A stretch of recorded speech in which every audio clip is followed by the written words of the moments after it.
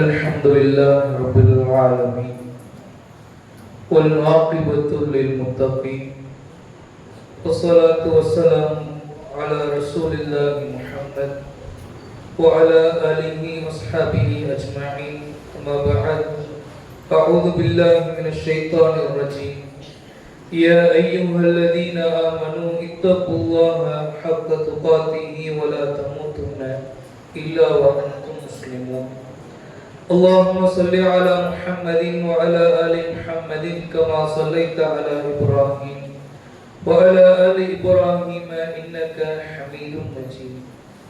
اللهم بارك على محمد وعلى آل محمد كما باركت على إبراهيم وعلى آل إبراهيم إنك حميد مجيد. அளவற்ற அருளாளனும் நிகரற்ற பேரன்புடையோனுமாகிய எல்லாமல்ல அல்லாஹ்விற்கே அனைத்து புகழும் என்று அவனை போற்றி துதித்தவனாக, அவனுடைய அன்பும் அருளும் வற்றாத பெருங்கருணையும் உலகிலே தோன்றிய அனைத்து நபிமார்களின் மீதும் அவர்களிலே இறுதியாக வந்த அகிலத்தாருக்கோர் அருட்கொடை அழகிய முன்மாதிரி நம்முடைய தலைவர் நமது உயிரினும் மேலான முஹம்மது ரசூலுல்லாஹ் ஸல்லல்லாஹு அலைஹி வஸல்லம் அவர்களின் மீதும் அவர்களை அப்படியே பின்பற்றி வாழ்ந்து மறைந்த அத்துணை நல்லடியார்களின் மீதும், குறிப்பாக இந்த மார்க்க சபைக்கு வருகை தந்திருக்கக்கூடிய நம் அனைவரின் மீதும் அல்லாஹ்வுடைய சாந்தியும் சமாதானமும் பரக்கத்தும் என்றென்றும் நின்று நிலவட்டுமாக என்ற பிரார்த்தனையோடு இந்த உரையை ஆரம்பம் செய்கின்றோம். தலைப்பிற்குள்ள வருவதற்கு முன்பாக ஒரு அடிப்படையான தகவலை நாம் அனைவரும் அறிந்து கொள்ள வேண்டும். அல்லாஹ் ரப்புல் ஆலமீன் இந்த உலக வாழ்க்கையிலே நம் அனைவரையும் பிறக்க செய்து விட்டான். பிறப்பு என்ற அந்த சம்பவம் நம் எல்லோருக்குமே நிகழ்ந்து விட்டது. அதனால்தான் மனிதர்களாக இங்கு எல்லோரும் அமர்ந்திருக்கின்றோம்.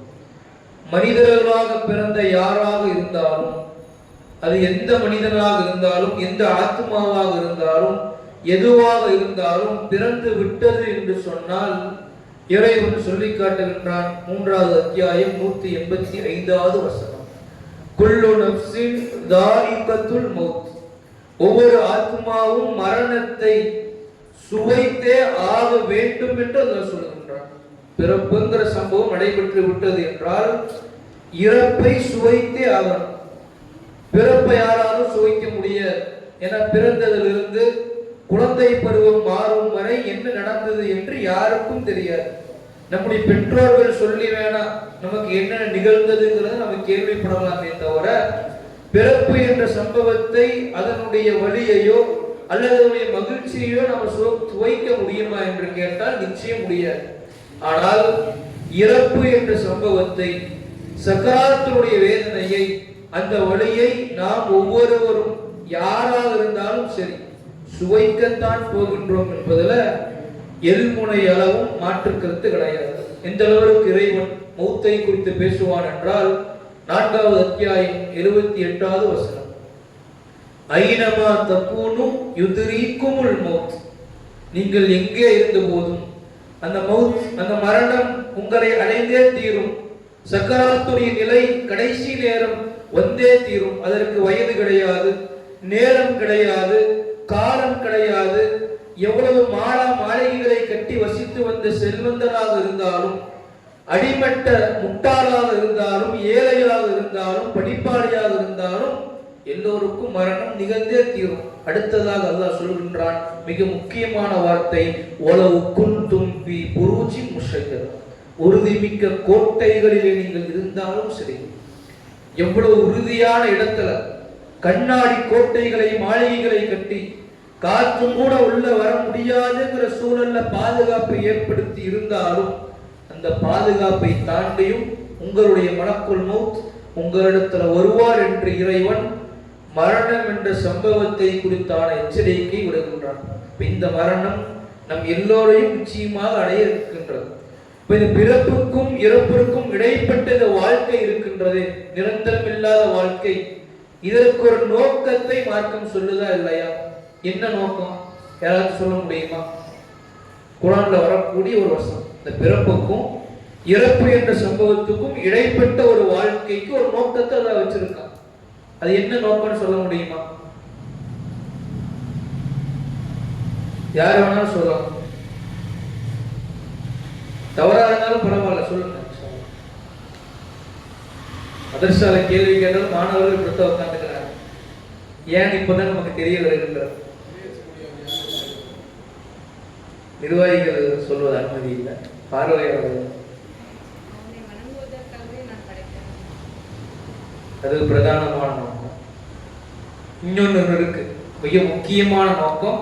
வணங்குவது பிரதானம், அதே போல இன்னொன்னும் இருக்கு. 67வது அத்தியாயம் 2வது வசனம், அஹ்ஸனு அமலா அல்லதி خلقல் மௌத வல் ஹயாத் லியப்லுவக்கும் அய்யுக்கும் அஹ்ஸனு அமலா. உங்களை இந்த உலகத்திலே நாம் படைத்திருக்கின்றோம், பிறப்பு கொடுத்தாச்சு, இறப்பையும் தர இருக்கின்றோம். எதற்கு தெரியுமா? அஹ்ஸனுல் அமல், உங்களிலே யார் அழகிய செயலுக்கு சொந்தக்காரர். இந்த அழகிய செயலை யார் செய்யறா, இதை சோதிப்பதற்கு தான் இந்த உலக வாழ்க்கை. இந்த இடைப்பட்ட அந்த நேரம், குறுகிய நேரம், இதற்கு மட்டும்தான். அப்ப இந்த சோதனையில நாம அஹ்ஸனு அமலா, அழகிய செயல் புரியணும்னா ஒன்றே ஒன்றுதான், இறைவன் தந்த இஸ்லாத்தை பற்றி பிடித்து வாழணும். நாம் பெற்றெடுத்த பிள்ளைகளை அதன் அடிப்படையில கொண்டு போகணும், நம்முடைய குடும்பத்தை அதன் அடிப்படையில கட்டமைக்கணும், நம்முடைய ஒட்டுமொத்த வாழ்க்கையும் அதன் அடிப்படையில கட்டமைக்கணும். இந்த அழகிய செயல் புரிவதற்குத்தான் இந்த உலக வாழ்க்கை நமக்கு தந்திருக்கப்பட்டிருக்கின்றது என்பதை நாம் ஒவ்வொருவரும் ஆழமாக மனதில் பதிய வைத்துக் கொள்ள வேண்டும். இந்த அடிப்படை தகவலை சொல்லிவிட்டு தற்போது என்னுடைய உரைக்குள்ள நாம வருவோம். தலைப்பு கேட்டதுமே சில பேருக்கு கோபம் வந்திருக்கலாம், சில பேருக்கு என்ன பேச போறாங்கிற ஒரு எண்ணம் இருந்திருக்கலாம், சில பேருக்கு இப்படியெல்லாம் தலைப்பு போடுவாங்களாங்கிற அதிர்ச்சி இருந்திருக்கலாம். என்ன தலைப்பு சொன்னாங்கன்னு தெரியுமா?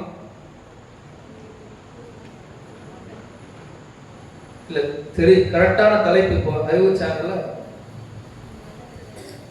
நீங்கள் சிறந்த பெற்றோரா. அது என்ன தலைப்பு? அது நான் சொன்னேன். சரி, என்ன சிறந்த பெற்றோரான? நானும் பெற்றோர் தான். அப்ப நாம் சிறந்த பெற்றோரா என்பதை நாம் எல்லோரும் சேர்ந்து அவங்களுடைய மனசாட்சிக்குட்பட்டு முடிவு செய்யறதுக்கு தான் இந்த உரை. அதனால உரை கொஞ்சம் ஸ்லோவா தான் கொண்டு போவோம். அதனால முழுமையாக நீங்க நோட்ஸ் கூட எடுத்துக்கோங்க. நோட்ஸ் எடுத்துட்டு அப்படியே காத்துல பறக்க விட்டுறக்கூடாது. அதை வாழ்க்கையில செயல்படுத்தணும், அதை படித்து பார்க்கணும் என்பதையும் உங்களிடத்துல பதிவு செஞ்சுட்டு ஒரு தலைப்புக்குள்ள வருகின்றேன். இப்ப இந்த தலைப்பு சரியா மார்க் அடிப்படையில் என்று கேட்டால் 100க்கு 200% சரி. அதற்கு என்ன ஆதாரம் என்று சொன்னால், பொதுவாக ஆதாரம் இல்லாம நாம் எதையும் பேச மாட்டோம், சொல்ல மாட்டோம். என்ன ஆதாரம் என்று சொன்னால், ஒரு நபிதான் ஆதாரம். நபி இப்ராஹிம் அலைஹிஸ்ஸலாம் அவர்கள் ஏகத்துவத்தினுடைய தந்தை என்று நாம் அழைப்போம். என்ன காரணம்? ஒமாக்கான மினல் முஷ்ரிகீன், அவர் ஒருபோதும் இணை வைப்பாளராக இருந்ததே கிடையாது. பிறப்பிலிருந்து பியூர் முஸ்லிம், இணை வைப்பின் பக்கம் அவர் போனது கூட கிடையாது. இன்னொரு இடத்துல அல்லாஹ் அவர்களை பற்றி சொல்லுவான், ஹனீஃபா, கட்டுப்பட்ட, வழி தவறாத, நேர்வழியிலே இருந்த முஸ்லிம் என்று அதை சொல்லுவான். உலகத்திலேயே ஏகத்துவத்தின் தலைவர் என்று சொன்னால் அது இப்ராஹிம் நபிதான். ஓரிரை கொள்கையை பற்றி பிடித்தவருடைய தலைவர் என்றால் இப்ராஹிம் நபிதான். இப்ராஹிம் நபி இறைவன் ஒரு உம்மத் என்று சொல்லி காட்டுகிறார். இப்ராஹிம் நபி முன்மாதிரி என்று 60வது அத்தியாயம் 4வது வசனத்திலேயும் சொல்லி காட்டுகின்றார். அல்லாஹ்வின் தூதர் நமக்கு எல்லாத்துக்கும் முன்மாதிரி. இப்பேற்பட்ட சிறப்புகளை மிக்க இப்ராஹிம் நபி அலைஹிஸ்ஸலாம் அவர்கள் அவங்களே அல்லாஹ்விடத்தில் எப்படி ஒரு கட்டத்தில் பிரார்த்தனை செய்வார்கள் என்று சொன்னால், பாலைவனத்துல ஹாஜரா அம்மையாரையும் இஸ்மாயில் அலைஹிஸ்ஸலாம் அவர்கள் கை குழந்தையாக இருக்கும் பொழுது இறைவனுடைய கட்டளைக்கு நாங்க மக்கமா நகரத்துல காபத்துல்லாஹ்க்கு அருகே அந்த பாலைவனத்துல விட்டுருவார். இந்த சம்பவம் எல்லாருக்கும் தெரியும். இது கதை கேட்பதை போல கேட்டு நம்ம போயிடணும். இந்த சம்பவத்திற்கு பிறகு இப்ராஹிம் நபி அலைஹிஸ்ஸலாம் அவர்கள் சில துஆக்களை செய்வாங்க. சூரத்துல் இப்ராஹிம் நீங்க எடுத்து படிச்சீங்கன்னா 14வது அத்தியாயம் 33வது வசனத்துக்கு பிறகு படிச்சு பாருங்க. அவர் கேட்ட பிரார்த்தனை எல்லாம் இறைவன் அடுக்கடுக்காக பதிவு செய்கின்றான். அது அல்லாஹ் ரப்புல் ஆலமீன் சொல்லி காட்டுகின்றான். இப்ராஹிம் நபி கேட்கின்றார், வஜ்ருபனி வபனிய அன் நஅபுதல் அஸ்னாம்.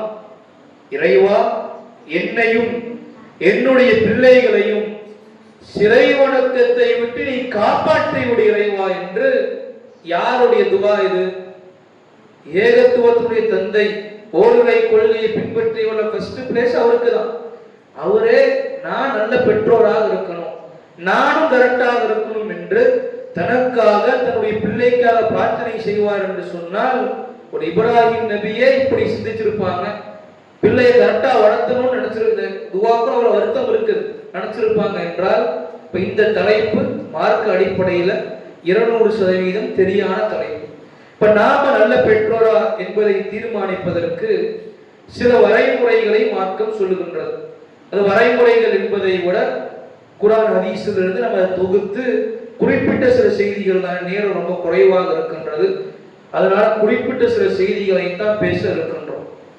ஏன்னா எல்லாரிடத்தும் செல்போன்கள் இருக்கின்றது, சமூக வலைதளங்கள் இருக்கின்றீங்க, அதிகமா மார்க்க செய்தியெல்லாம் பார்த்துட்டு இருக்கோம்.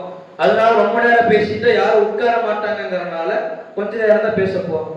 சரி, அல்லாஹ் ரப்பல் ஆலமீன் திருமறை குர்ஆன்ல பிள்ளைகளை பற்றி நமக்கு சொல்லி காட்டுகின்றான். இறைவன் பேசுகின்றான், யஹபு லிமை யஷாஉ இனாஃபா. தான் நாடியவருக்கு இறைவன் பெண் குழந்தைகளை வழங்குகின்றான். வயஹபு லிமை யஷாஉ துக்கூர். தான் நாடியவருக்கு இறைவன் ஆண் குழந்தைகளை வழங்குகின்றான். தான் நாடியவர்களுக்கு இறைவன் ஆண் குழந்தை பெண் குழந்தையை சேர்த்தும் கொடுக்கின்றான். தான் நாடியவர்களை இறைவன் குழந்தை இல்லாத மலடாகவும் ஆக்கின்றான். இப்ப குழந்தை பேரு என்பது மனிதர்களுடைய கையில கிடையாது என்பது முதல்ல மனதில் ஆழமாக பதிய வைக்கும். முழுக்க முழுக்க அல்லாஹ்வுடைய புறத்திலிருந்து வருவது மட்டும்தான். ஏன் ஜக்கரியா நபி வயசான இடத்துல அல்லாஹ் குழந்தையை கொடுக்கலையா? தந்தையே இல்லாமல் மிக சிறப்பாக பிறந்தவர் தான் நபி ஈசா அலைஹிஸ்ஸலாம் அவர்கள். அப்ப குழந்தை பிறப்பது என்பது நம்முடைய கையில கிடையாது, முழுக்க முழுக்க அல்லாஹ்வுடைய கையில் மட்டும்தான். அல்லாஹ்வுடைய நாட்டம் இருந்தா குழந்தை கிடைக்கும். அப்படி கிடைத்து விட்டது என்று சொன்னால் அவர்களை எல்லாம் எப்படி தெரியுமா நமக்கு சொல்றாங்க வசனத்துல? யஹப் என்ற வார்த்தையை பயன்படுத்துகின்றான். யஹபனுடைய மூல அரபு சொல் ஹிபா. ஹிபான் நம்முடைய பெண் பிள்ளைகளுக்கு யாராச்சும் பேர் வச்சிருக்கீங்களா இங்க? இல்ல. ஹிபா என்று சொன்னால் கிஃப்ட், அன்பளிப்புன்னு அர்த்தம். இந்த குழந்தைகளை பற்றி எல்லாம் நமக்கு சொல்லும் பொழுது நம்முடைய குழந்தைகள் இறைவன் புறத்திலிருந்து நமக்கு வழங்கப்பட்ட அன்பளிப்பு, ஒரு கிஃப்ட் என்று அல்லாஹ் சொல்லி காட்டுகின்றான். நாம எந்தவித மிகப்பெரிய செயல்பாடுகளையும் செய்யாமல் இறைவன் நமக்கு ஒரு கிஃப்ட், ஒரு அமானியத்தை தந்திருக்கின்றான் என்று சொன்னால், பெற்றோர் என்ற அந்தஸ்தை நமக்கு கொடுத்திருக்கின்றான் என்று சொன்னால், அதில் நம்ம எப்படி செயல்படணும்? கண்ணும் கருத்துமாக இருக்கணுமா இல்லையா? எத்தனையோ குழந்தைகள் இல்லாமல் மரணித்த பல தம்பதிகள் இருக்கின்றாங்க. குழந்தைக்காக வேண்டி ஏற்கக்கூடிய பல தம்பதிகள் இருக்கின்றாங்க. இவங்களுக்கு மத்தியில் அல்லாஹ் நம்மை தேர்ந்தெடுத்திருப்பான், அவருடைய கிஃப்டை நமக்கு கொடுத்திருக்கிறான் என்று சொன்னால், அவங்களை கண்ணும் கருத்துமா பார்த்து கொள்ளவில்லை என்றால் நாளை மறுமையில கேள்வி இருக்கின்றது என்பதையும் இந்த வசனத்திலிருந்து நாம் புரிந்து கொள்ள வேண்டும்.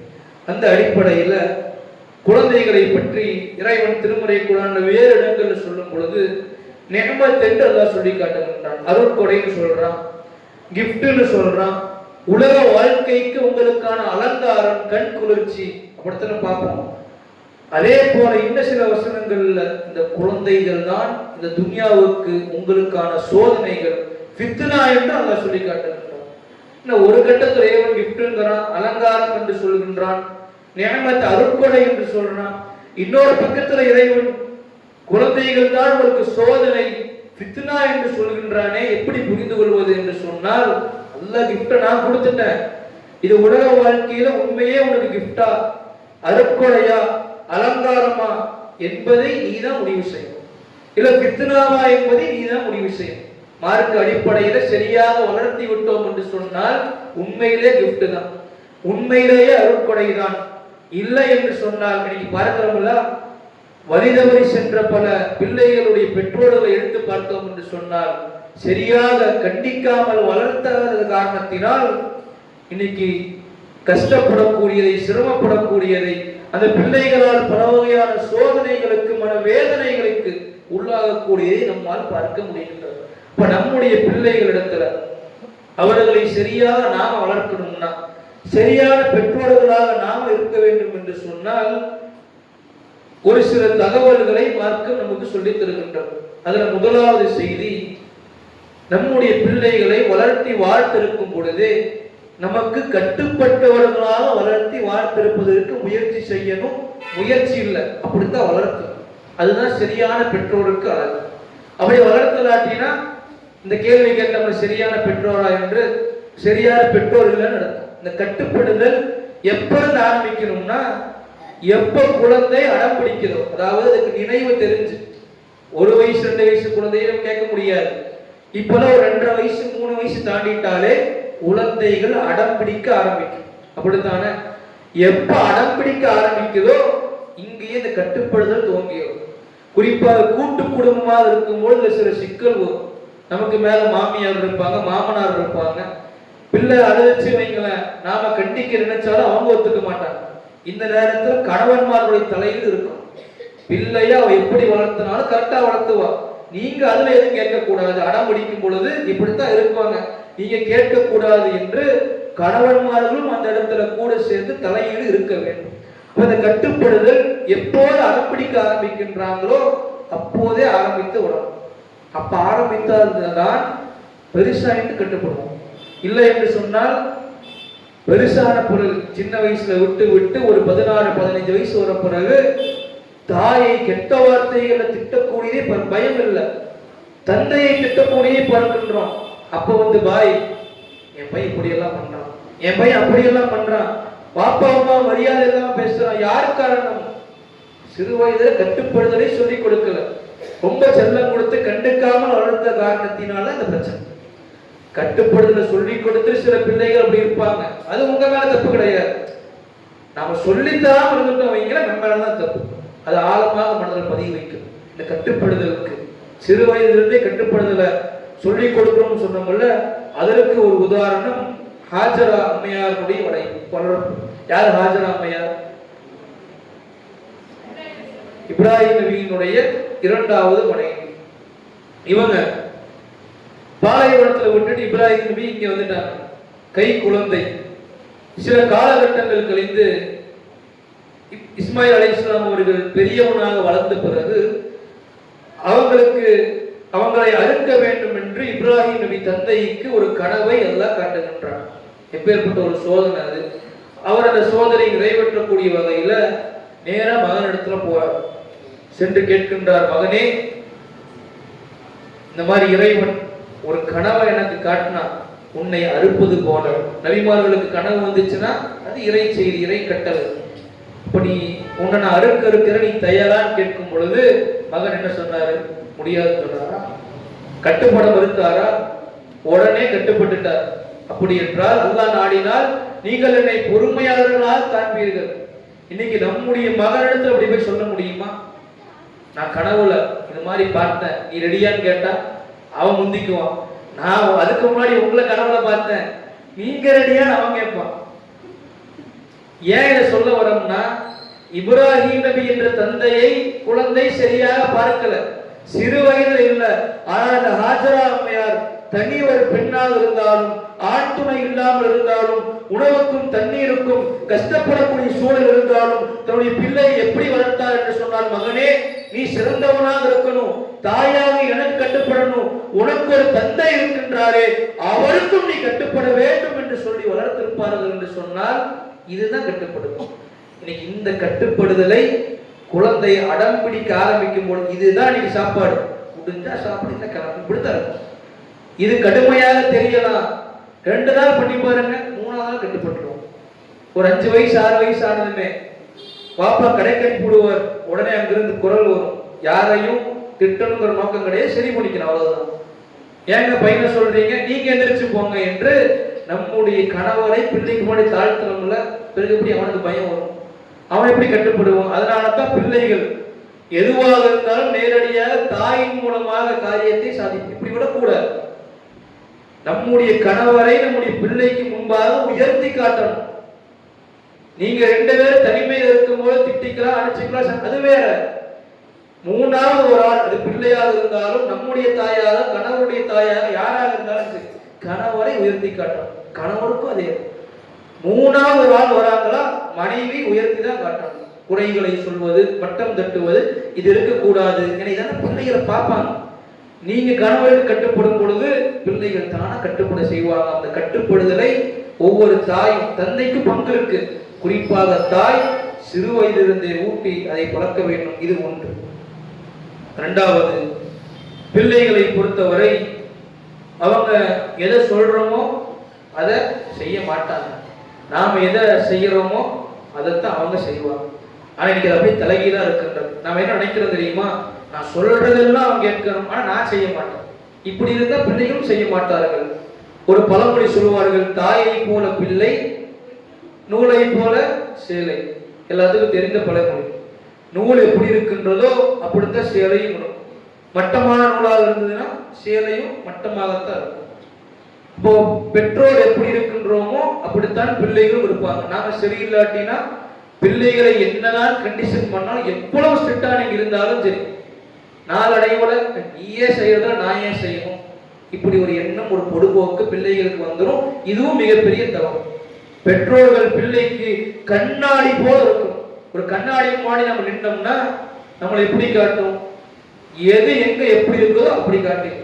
மூஞ்சில் ஒரு 2 பருவம் இருக்குது, அது இருக்கக்கூடாது. நம்ம கண்ணு மூடி திறந்தாலும் அந்த கண்ணாடி கண்ணாடி நமக்கு என்ன இருக்கோ அப்படியே சொல்லிடும். இந்த இடத்துல உனக்கு இந்த குறை இருக்கின்றது. இதைத்தான் பிள்ளையும் பார்ப்போம். என் பெற்றோருக்கு இந்த இடத்துல இந்த குறை இருக்கின்றது, அதுதான் அவனிடத்துல பிரதிபலிக்கும். குறைகளை சரி செய்யும். நாம தொழுகாம நீ தொழுக போன்றா போவானா, 2 நாள் போவோம், 3வது நாள் நீயே தொழுகிறது இல்லை, நமக்கு அசால்ட் ஆயிடும், சேம் ஆயிடும். நாம வீட்டுல உட்கார்ந்து நாடகங்களையும் சினிமாக்களையும் பார்த்து கொண்டு நீ பார்க்காததுன்னா கேட்டுருவானா? உங்களுக்கு தெரியாம பார்ப்பான். இன்னைக்கு பல வழிகள் வந்துருச்சுல்ல, செல்போன் எடுத்து பார்ப்பது, நெட் சென்டருக்கு போய் பார்ப்பது. இதற்கெல்லாம் என்ன காரணம்? வீட்டில் நீங்க இதை ஸ்ட்ரிக்டா வச்சு பாருங்க. நம்ம மனிதர்கள் தான் சில நேரங்கள்ல பார்க்கத்தான் செய்வோம். ஆனால் இந்த பார்ப்பதை கட்டுப்படுத்திட்டு பிள்ளை டிவியில ஒரே ஒரு பாட்டை போட்டா போதும், அடிச்சு பாருங்க 2 அடி. நீ வீட்டுல படம் பார்க்க கூடாது, நீ வீட்டுல சினிமா பார்க்க கூடாது, நீ வீட்டுல பாட்டு கேட்க கூடாது, சீரியலை பார்த்தனா கண்ணை நோண்டிடுவேன், அடி உணவுங்கிற ஒரு ஸ்ட்ரிக்ட் இருந்துச்சு. நாமளும் அவன் முன்னாடி பார்க்காமலே இருந்தோம் என்று சொன்னால் பிள்ளைகள் ஆட்டோமேட்டிக்கா வழிக்கு வந்துருவாங்க. நாம் 5 நேர தொழில கரெக்டா இருந்துட்டு பிள்ளைகளை தொழில் சொன்னோம்னா அவன் கரெக்டா இருப்பான். நாம் என்ன செய்யறோம்? பாங்கு சொல்லும் பொழுது டிவி பார்த்துட்டு இருப்போம். பாங்கு சொன்ன உடனேயே ஷைத்தான் என்ன செய்யறான்? பாங்கு சத்தம் கேட்டதுமே மிக விரைவாக ஓடுகின்றான். டிவி செய்தான் தானே, உடனே வால்யூம் கம்மி பண்ணிடுறோம், தலையில துண்டு தூக்கி போட்டுறோம். மார்க்கத்தில் எங்கேயாச்சும் பாங்கு சொல்லும்போது தலையில துண்டு போன எங்க ஒரு செய்தி இருக்குதா? பாங்கு சொல்லும் பொழுது பாங்குக்கு பதில் சொல்லணும். இதுதான் மார்க்கம் காட்டி தருகின்றது. வெளியில வரும் பொழுது அந்நிய ஆண்களுக்கு மத்தியில் தான் தலையில சால். வீட்டுல நீங்க தனியாக இருக்கும் பொழுது, குடும்பத்தோடு உங்களுடைய கணவரோடு இருக்கும் பொழுது எதுக்கு சாலு? பாங்க சொல்லும் பதில் சொல்ல மாட்டாங்க, வாழியம கம்மி பண்ணிடுவாங்க, தலையில துண்டு தூக்கி போட்டுருவாங்க. பிள்ளை எப்படி திரும்பும்? இப்ப நாம ஒவ்வொரு காரியத்திலும் முன்மாதிரியாக இருக்கும். வீட்டுல நாம உட்கார்ந்து புகை பிடித்தோம் என்று சொன்னால், தவறான ஆடல் பாடல்களை பார்த்தோம் என்று சொன்னால், தவறான வார்த்தைகளை பேசினோம் என்று சொன்னால், பிள்ளைகளை நல்ல பிள்ளைகளாக வளர்க்க முடியாது, சிறந்த பெற்றோர்களாக நாம் ஆக முடியாது. அப்ப நாம பிள்ளைகளுக்கு கண்ணாடி போன்றவர்கள். நம்ம எடுத்திருக்கக்கூடிய குறைகளை எடுத்துட்டோம்னா அந்த நிறைகள், அந்த நன்மைகள் அவங்களுக்கு பிரதிபலிக்கும். குறைகளோடவே இருந்தோம்னா என்ன சொன்னாலும் அந்த நன்மைகள் அவங்களிடத்துல பிரதிபலிக்காது என்பதை புரிந்து கொள்ளணும். இது 2வது. நேரம் குறைவாக இருக்கின்றது. சில செய்திகளை மட்டும் சொல்லி நிறைவுக்கு வருகின்றனர். லுக்மான் அலைஹிஸ்ஸலாம் அவர், இவர் ஒரு நல்ல மனிதர். இவர் தன்னுடைய மகனுக்கு பல அறிவுரையை சொல்லிக் கொடுக்கின்றார். முதலாவது அறிவுரை, அல்லாஹ் மட்டும்தான் வணங்கணுங்கிற அறிவுரை. 2வது என்ன அறிவுரை சொன்னார்? லுக்மான் அலைஹிஸ்ஸலாம் என்ன அறிவுரை சொன்னார்? தன்னுடைய தாயை நீ மதிக்கணும், தாய் தந்தையர்களை நீ பேரணும். இதுதான் அறிவுரை. எத்துணை பெற்றோர்கள் சின்ன வயசுல இருந்து உன்னை எவ்வளவு கஷ்டப்பட்டு சுமந்தாங்கிறத தகவலா சொல்லியிருக்கோம். திட்டத்துக்கு சொல்லுவோம், எவ்வளவு கஷ்டப்பட்டு சுமந்த, நீ என்ன இப்படி இருக்க, இப்படி சொல்லக்கூடாது. கூப்பிட்டு உட்கார வச்சு சிரமத்துக்கு மேல சிரமப்பட்ட, அந்த 10 மாசம் உன்னை எப்படி நான் சுமந்தேன்?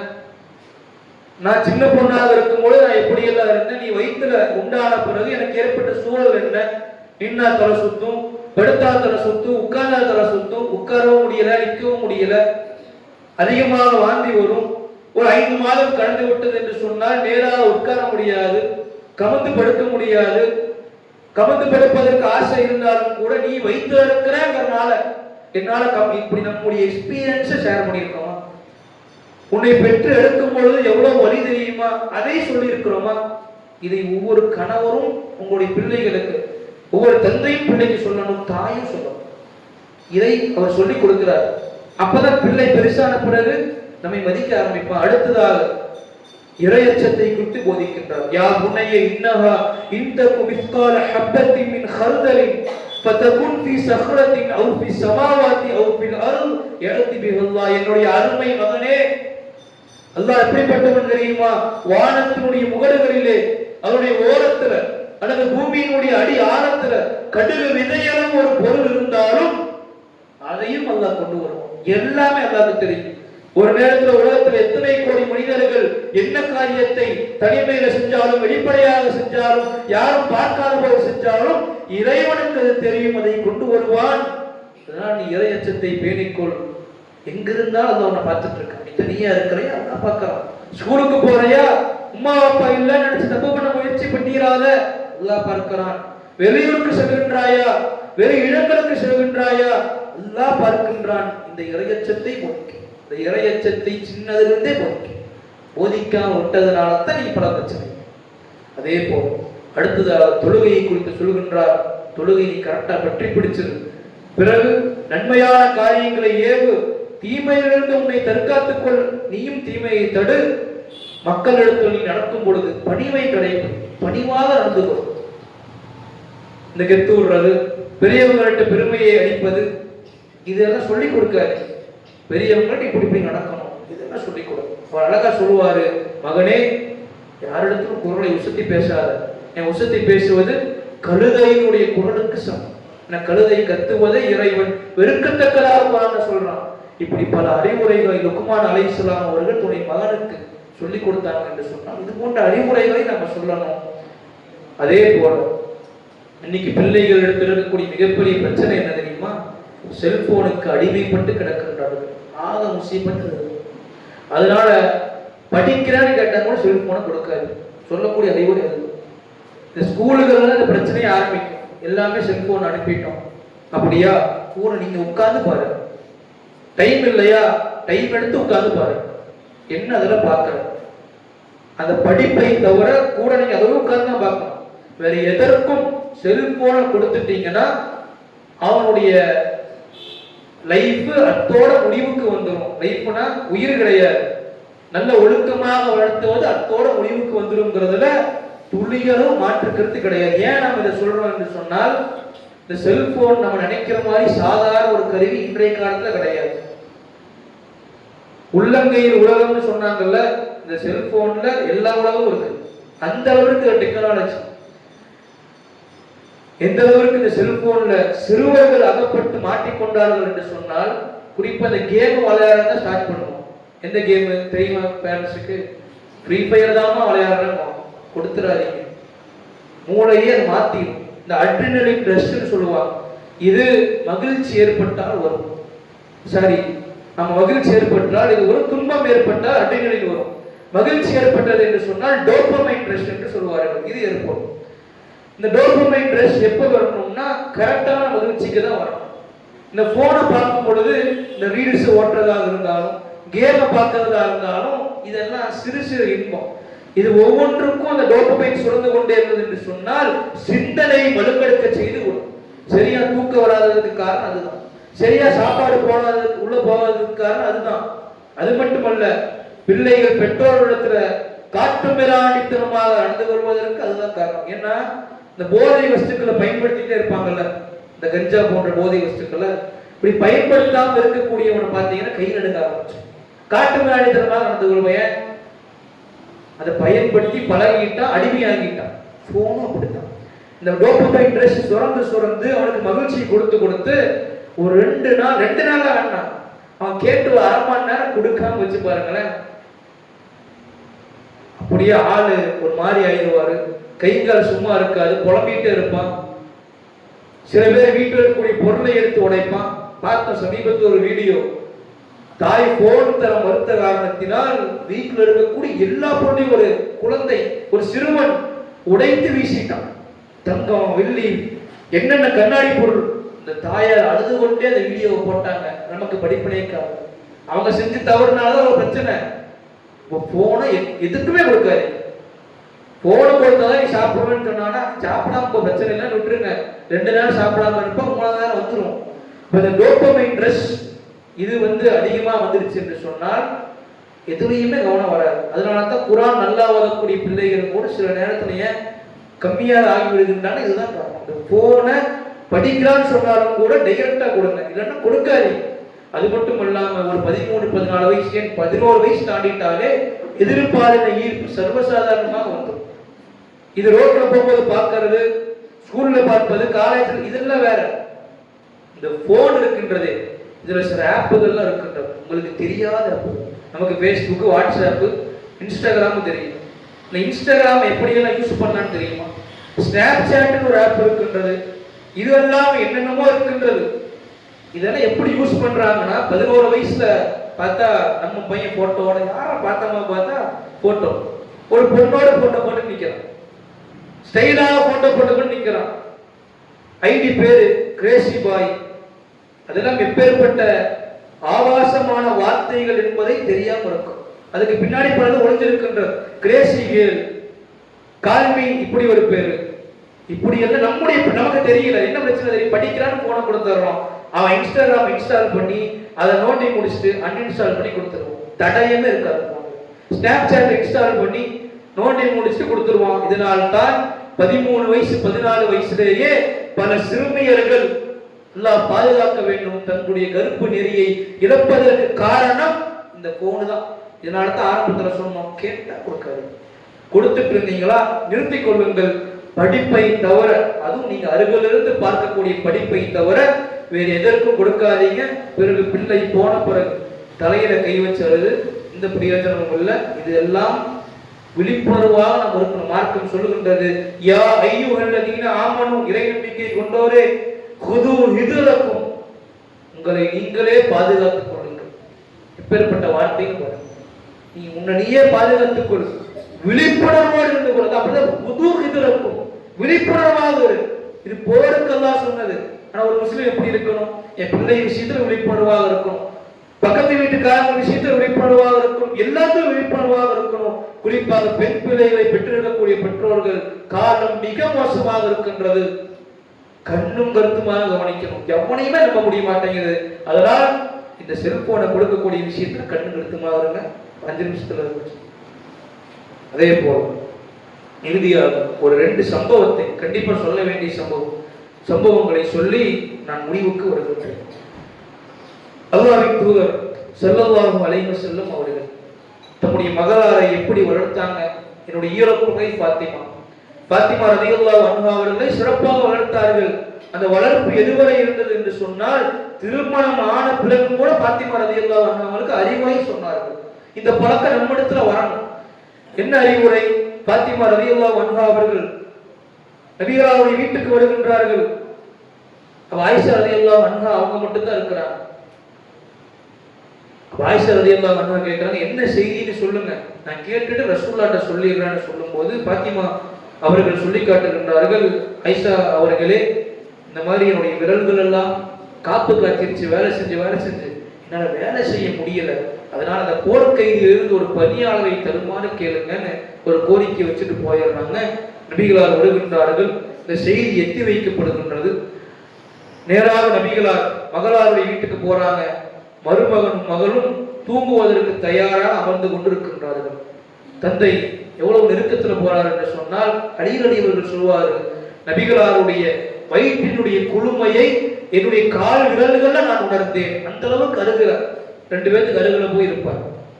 ஒரு தந்தையாக, ஒரு இறை தூதராக, ஒரு மாமனாராக நபிகளார் அருமையான அறிவுரை சொன்னார்கள். மகளே, நீங்கள் தூங்க செல்வதற்கு முன்பாக 33 தடவை சுப்ஹானல்லாஹ், 33 தடவை அல்ஹம்துலில்லாஹ், 34 தடவை அல்லாஹ் அக்பர் என்று சொல்லுங்கள். ஒரு பணியாளரை பெறுவதை விட இது சிறந்தது. ரசூலா நடத்திருந்த ஒரு பணியாளரை கொடுத்திருக்கலாம். இந்த பெரிய விஷயங்கள நபிகளார் இருக்கிற அவ்வளவு கதிகள் இருந்தாங்க. ஆனா நபிகளார் மகளுக்கு எப்பேற்பட்ட ஒரு அறிவுரை சொன்னாங்க. இந்த அறிவுரை சொல்லக்கூடிய பழக்கம் நமக்கு வரணும். நம்முடைய பிள்ளையை இரவு தூங்க வைக்கும் போது எப்படி தூங்க வைக்கிறோம்? நாமளே எப்படி தூங்குறோம்? போனை பார்த்துட்டே இருப்போம். காலையில் எழுந்திரிச்சு பார்த்தா ஃபஜ்ருக்கு பல பேர் எந்திரிக்கிறது இல்லை. எல்லாம் பாதுகாக்கணும். இதெல்லாம் ரொம்ப மோசம். அதை திருத்திக் கொள்ளணும். போன் ஒரு பக்கம் விழுந்து கிடக்கும், ஆள் ஒரு பக்கம் தூங்கிட்டு இருப்பார். இப்படித்தான் போனும் கையுமாக பெற்றோர்களும் கவனம். பிள்ளைகளுக்கு போன பெற்றோர்களும் வீட்டில் இருக்கும் பொழுது முடிந்தவரை ஸ்கிரீன் டைம் கம்மி பண்ணிக்கணும். தேவைக்கு நோண்டுங்க. எடுத்து ரிவ்யூஸ் என்ன ட்ரெஸ் போட்டிருக்காங்க, எந்த கடையில சாப்பாடு, ஏதோ நமக்கு சாப்பாடே வைக்க. இதுல என்ன வேடிக்கைன்னா அது சொல்லி ஆகும். இப்போ எஸ்ஐஆர் ஒன்று வச்சிருக்கிறான். இதுல ஆன்லைன்ல போய் சர்ச் பண்ணணும். உண்மையிலேயே எடுக்க தெரியாதவர்கள் பிரச்சனையே இல்லை. அவங்களுக்கு வந்து அவ்வளவு அறிவையை கொடுத்திருக்கிறான். அவங்களுக்கு எடுத்து கொடுப்பதுல மன மகிழ்ச்சியோடு நாங்க செய்வோம். ஆனா சில பேரை நம்ம பார்ப்போம், அப்படி லேப்டாப்பை நோண்ட தெரியும், அப்படி கம்ப்யூட்டர்ல ஆய்வு புளியவர், நம்மை விட அதிகமாக தெரியும் அவருக்கு. சில பெண்கள் இருக்கின்றாங்க, இந்த வார சீரியல் இதுல வரலையா ஹாட் ஸ்டார் எடுப்பாங்க. ரீசார்ஜ்லே சப்ஸ்கிரிப்ஷன் போட்டுக்கிறது. ஹாட் ஸ்டார்ல எங்க இருந்து எந்த சீரியலை பார்க்கணும், எத்தனாவது எபிசோடு, இந்த படத்தை இந்த ஓடிடில வந்துருச்சா, நெட்ஃபிளிக்ஸா எடுக்கலாம், அமேசான் பிரைமா அதை எடுக்கலாம். இவ்வளவு அறிவு இருக்கின்றது. எஸ்ஐஆர் கேட்டா இது கூட பண்ணி தர மாட்டீங்களா? நீங்க என்ன பணியில இருக்கிறீங்க, நீங்க என்ன நிர்வாகியா இருக்கிறீங்க? இதை நியாயம் இருக்கின்றது. அதாவது உலகத்துல ஒரு இன்பம் கிடைக்கும் என்று சொன்னால் இதெல்லாம் இன்பம் தானே. இந்த சீரியல் பார்ப்பது எல்லாமே ஹராமான இன்பம் தான். அது ஹராம் தானே இன்பம். உலகத்துல ஒரு இன்பத்தை நோக்கி போவதற்கு 100 வருஷம் முன்னாடி இருக்கிறோம். படிக்க எழுத தெரியலாட்டாலும் போன்ல எப்படி பார்க்கணும் தெரியுது, அதை படிக்க தெரிகின்றது. நமக்கு ஒரு பிரச்சனை எந்த அளவுக்கு சொல்றாங்க, எஸ்ஐஆர்ல பேர் வரலாட்டினா டிடென்ஷன் கேப் அகதிகள் முகாமுக்கு தூக்கிட்டு போய் போட்டுருவான். போடுறானே ரெண்டாவது இது பரவிட்டு இருக்குதா இல்லையா? அவனுடைய நோக்கம் அதுதான். இவ்வளவு சீரியஸான விஷயம். இதுல எவ்வளவு நம்ம சோம்பலாக இருக்கின்றோம்.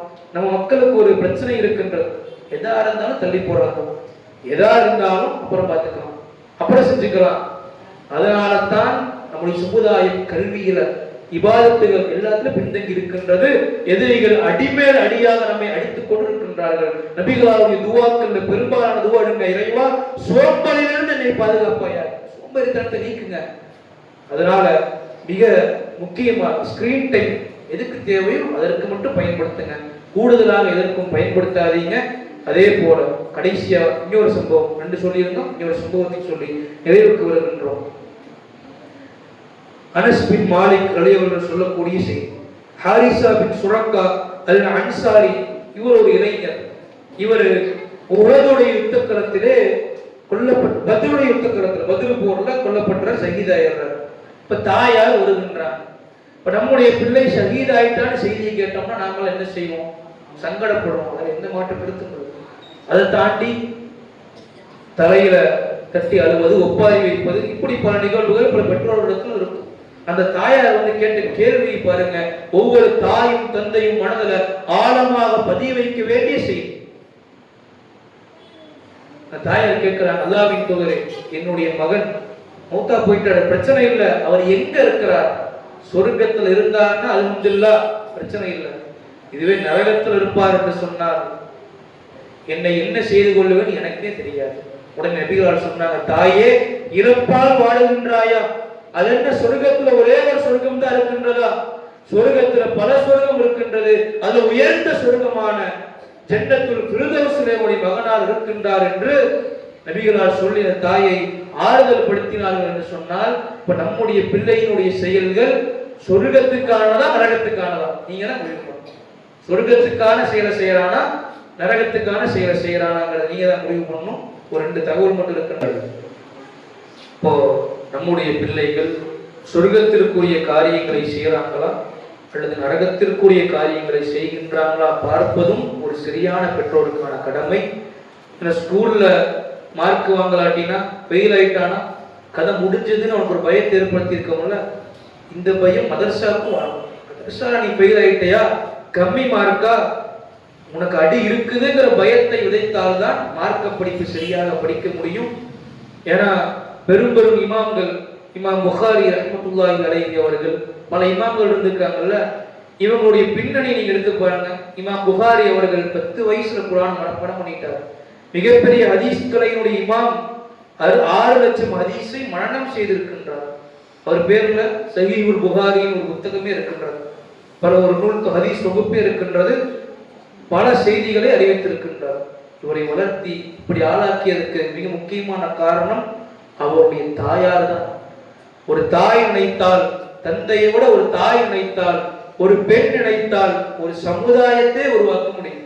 இன்னைக்கு எத்தனை பேருக்கு ஏன் கியாமத்து நாள் வரை அந்த புத்தகங்கள் பயன்படத்தான் போகின்றது என்று சொன்னால், பிள்ளைகளை நாம சரியா வளர்ப்பதற்கு நாம சரியான பெற்றோர்களாக இருக்கணும்.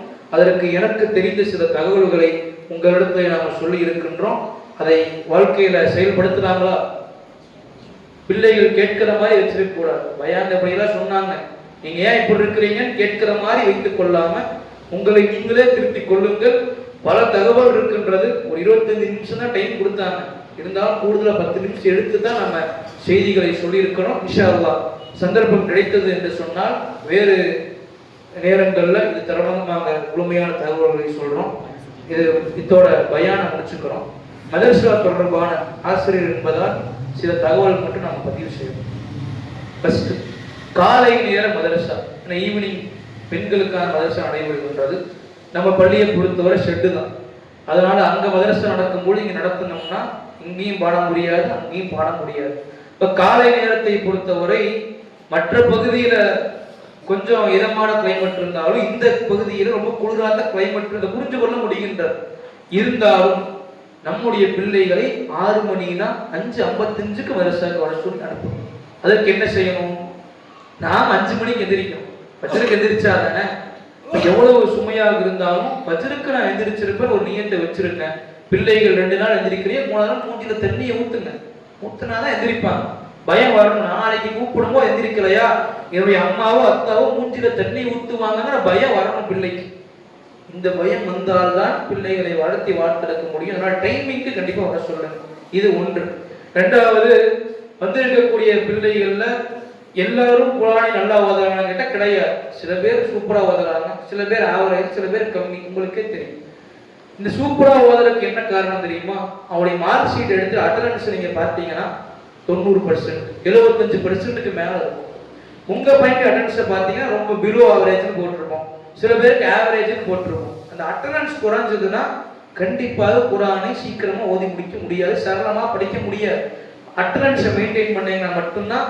ஏன்னா இன்னைக்கு ஒன்று படிச்சிருப்பார், 4 நாள் வரமாட்டான், 5ஆவது நாள் வந்தோம்னா நான் ஆசிரியரா முடிந்ததை எஃபோர்ட்டை போடுறோம், நீங்களும் அந்த எஃபோர்ட்டை போட்டீங்கன்னா சொல்லிக் கொடுக்க முடியும். மருத்துவ ரீதியான காரணங்கள் வேற, ஆனால் தூக்கத்தில் பட்டுட்டே விட்டுட்டு இருந்தோம்னா சரியா படிக்க முடியாது. அதனால டைமிங்க்கு அனுப்புங்க, லீவ் எடுக்காம பார்த்துக் கொள்ளுங்கள். முடிஞ்சவரை பஜ்ர் ஜமாத்துக்கு அனுப்பி வைங்க. அதை விட உங்களுக்கு சந்தோஷம் எதுவுமே கிடையாது. ஒரு 10 வருஷம் கழிஞ்சு என் பிள்ளை தொழுகையாளியா இருக்கிறாங்கிற சந்தோஷத்தை தவிர எதுவுமே எதிர்பார்க்க மாட்டோம். ஏன்னா டிகிரி படித்தவர்கள் உலக படிப்புல கொடி கட்டி பறக்கிறான், அவ்வளவு செலவு பண்ணி காசை போட்டு படிக்க வச்சாங்க, உம்மா அப்பா மதிக்கிறதே கிடையாது. அப்படித்தான் பல பிள்ளைகள் இருக்கிறாங்க. அப்படி நம்முடைய பிள்ளை வேண்டுமா? என் பிள்ளை 5 நேரம் தொழுகையாளி, சம்பளம் குறைவாக இருந்தாலும் எனக்கு கட்டுப்படுவான், எனக்கு கண்குளிர்ச்சியாக இருப்பான், இதுதான் எதிர்பார்க்கிறோம். தொழுகையை சொல்லிக் கொடுங்க, தொழுகைக்கு அனுப்பிடுங்க.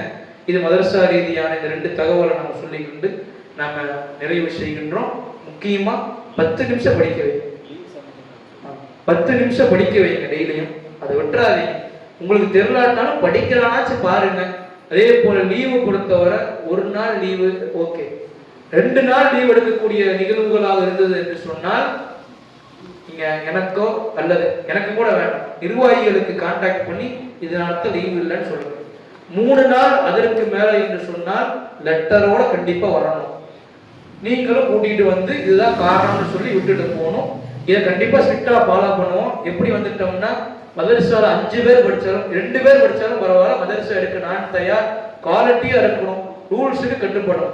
ஏன்னா மார்க்க படிப்பு கொடுத்தவரை சொல்லி தருவதோட எனக்கு கடமை முடிஞ்சிடும், எனக்கு நன்மை கிடைச்சிடும்.